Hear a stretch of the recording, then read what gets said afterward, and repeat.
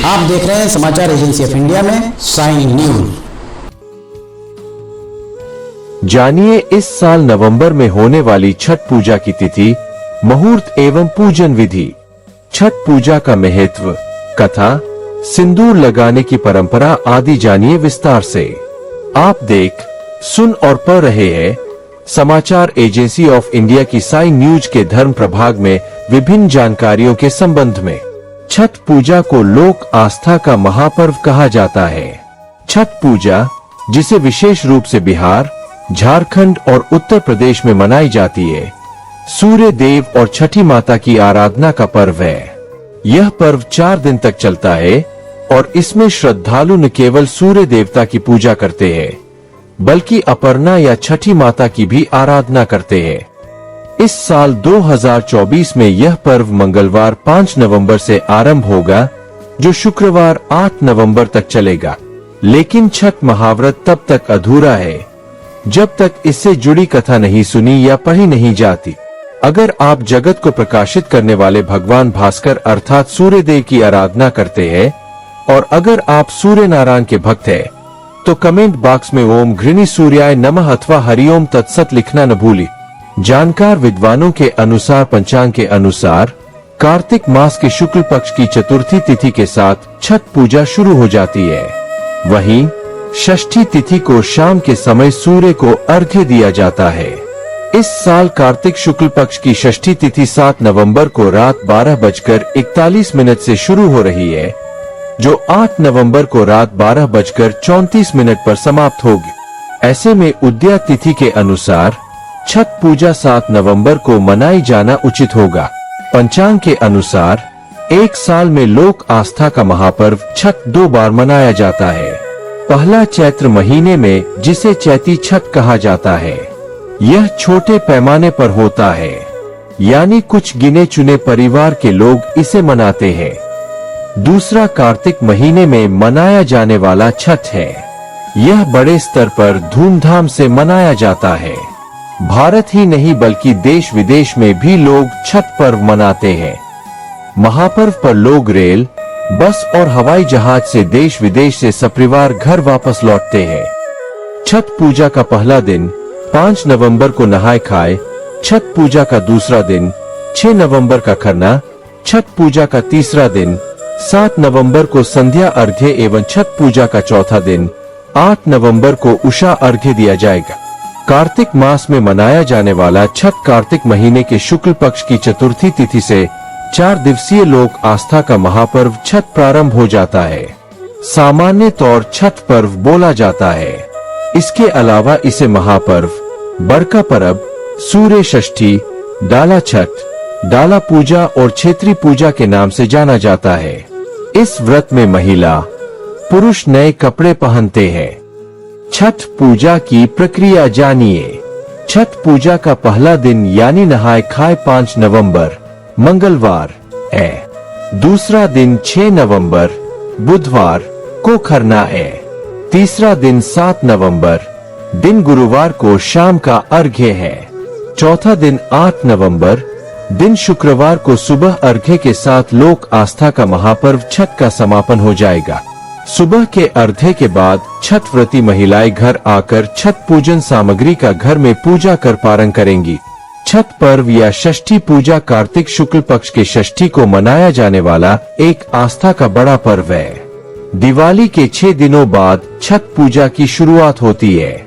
इस साल छठ पूजा 5 नवंबर से नहाय खाए के साथ शुरू होगी। इसके बाद छठ पर्व 4 दिनों तक चलते हुए खरना, संध्या अर्घ्य, प्रातःकालीन अर्घ्य के साथ 8 नवंबर को समाप्त हो जाएगा। छठ पूजा की शुरुआत कैसे हुई? इसका जवाब हमें कई पौराणिक कहानियों में मिलता है। पौराणिक कहानियों के अनुसार त्रेतायुग में माता सीता और द्वापर युग में द्रौपदी ने छठ पूजा व्रत रखकर सूर्य देव को अर्घ्य दिया था। आइए विस्तार से जानते हैं छठ पूजा का इतिहास और छठ पूजा की शुरुआत की कहानी।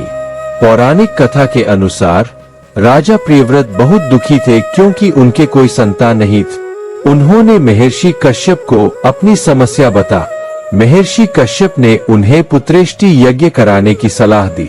यज्ञ के दौरान आहुति के लिए बनाई गई खीर रानी मालिनी को खाने को दी गई। खीर खाने से रानी गर्भवती हुई और उन्होंने एक पुत्र को जन्म दिए, लेकिन दुर्भाग्य से बच्चा मृत पैदा हुआ।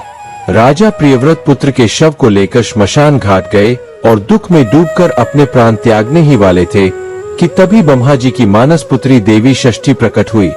देवी ने राजा से कहा, मैं सृष्टि की मूल प्रवृत्ति के छठे अंश से उत्पन्न हुई हूँ, इसलिए मेरा नाम षष्ठी है। तुम मेरी पूजा करो और लोगों में इसका प्रचार प्रसार कर। देवी षष्ठी के कहने पर राजा प्रियव्रत ने कार्तिक मास के शुक्ल पक्ष की षष्ठी तिथि को विधि विधान से उनका व्रत किए। देवी की कृपा से उन्हें जल्द ही एक स्वस्थ पुत्र की प्राप्ति हुई। राजा ने पुत्र को पुनः प्राप्त करने के बाद नगरवासियों को षष्ठी देवी का प्रताप बताए। तब से षष्ठी देवी की आराधना और उनके व्रत की शुरुआत हुई। वहीं एक अन्य कथा के अनुसार रामायण की कहानी के अनुसार जब रावण का वध करके राम जी देवी सीता और लक्ष्मण जी के साथ अयोध्या वापस लौटे थे, तो माता सीता ने कार्तिक मास की शुक्ल पक्ष की षष्ठी को व्रत रखकर कुल की सुख शांति के लिए षष्ठी देवी और सूर्य देव की आराधना की। इसके अलावा द्वापर युग में द्रौपदी ने भी अपने पतियों की रक्षा और खोया हुआ राजपाट वापस पाने के लिए षष्ठी का व्रत रखा। इसकी पौराणिक कथा भी जानिए। छठ पूजा का पौराणिक महत्व बहुत गहरा है। मान्यता है कि यह पर्व भगवान सूर्य और उनकी पत्नी प्रथा की आराधना के लिए मनाया जाता है। एक प्रसिद्ध कथा के अनुसार जब महाराज श्रेयस ने अपनी पत्नी के गर्भवती होने की खुशी मनाई, तब उनकी पत्नी ने भगवान सूर्य से प्रार्थना की कि उनके पुत्र में बुद्धिमत्ता और शक्ति। भगवान सूर्य ने उन्हें छठी माता के माध्यम से आशीर्वाद दिए। कहा जाता है कि जब एक बार इंद्रदेव ने गर्व से अपने बल का प्रदर्शन किया, तो सूर्य देव ने इसे चुनौती दी। इससे नाराज होकर इंद्र ने सूखे की स्थिति उत्पन्न कर दी। इससे परेशान होकर देवताओं ने छठी माता से मदद मांगी। छठी माता ने न केवल इंद्र का गर्व चूर किया, बल्कि पृथ्वी पर बारिश लाने में भी मदद की। इस घटना के बाद से छठ पूजा का आयोजन शुरू हुआ। अब छठ पूजा का महत्व जानिए।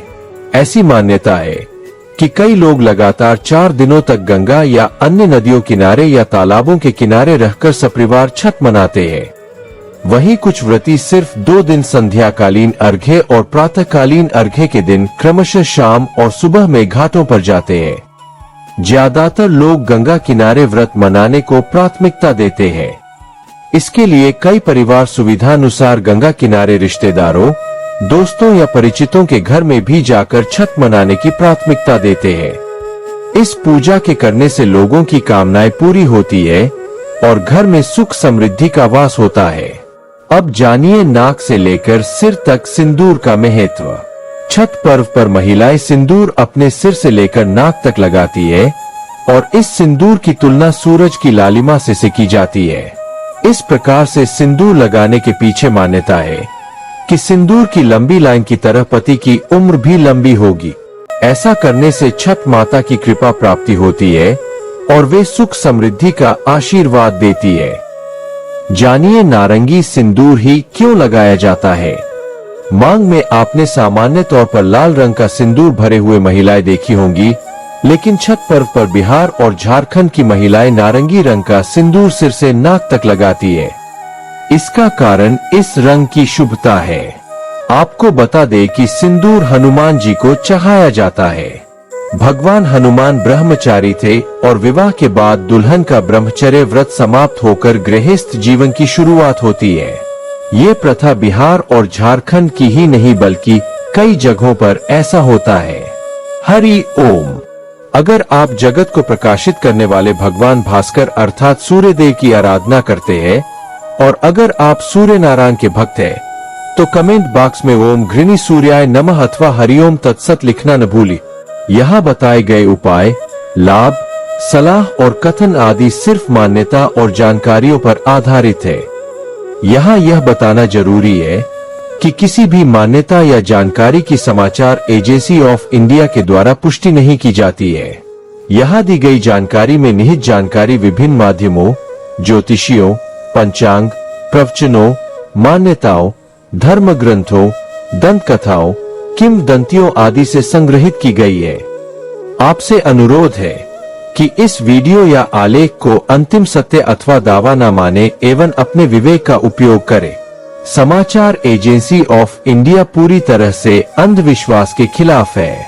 किसी भी जानकारी या मान्यता को अमल में लाने से पहले संबंधित विशेषज्ञ से सलाह लें। अगर आपको समाचार एजेंसी ऑफ इंडिया में खबरें आदि पसंद आ रही हो तो आप इसे लाइक, शेयर व सब्सक्राइब अवश्य करें। हम नई जानकारी लेकर फिर हाजिर होंगे, तब तक के लिए इजाजत दीजिए। जय हिंद।